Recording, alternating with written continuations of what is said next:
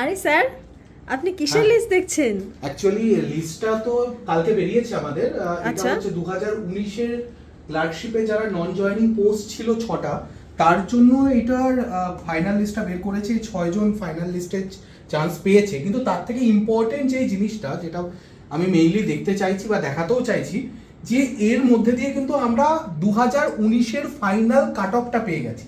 যেমন ইউআর এর final cut of এখন গিয়ে দাঁড়ালো 136.33, ওবিসি এর final cut off 123.67, OBC B এর 133, এসসির 125.33, এসটির 98.67, পিএইচএলভির 91, পিএইচএইচআর এর 77.67, পিএইচএলডি এবং সিপির 116, এসসি 93, এসসি এলডি এবং সিপির, ইএক্স এক্স সার্ভিসম্যানদের 76, এসসি এক্স সার্ভিসম্যানদের 66 এবং এমপিএসপির 80.33। মানে এইটা 2028-এ তোমাদের যারা পরীক্ষা দিয়েছিলে 19-এর তাদের ফাইনাল কাট অফের লিস্ট। তো এটার উপর বেস করে কিন্তু তোমাদের আগামী পরীক্ষাগুলোর কিরকম কাট অফ হবে সেটার একটা আইডিয়া তোমরা পেয়ে যাবে। তো এটা ভালো করে মার্ক করে রাখো এবং বেস করেই তোমরা প্রিপারেশনটা নেওয়া শুরু করো। অল দ্য বেস্ট সবাইকে, যারা যারা ক্লার্কশিপ পরীক্ষা দেবে, অন্যান্য পরীক্ষা দেবে, সবার পরীক্ষা খুব ভালো হোক। All the best.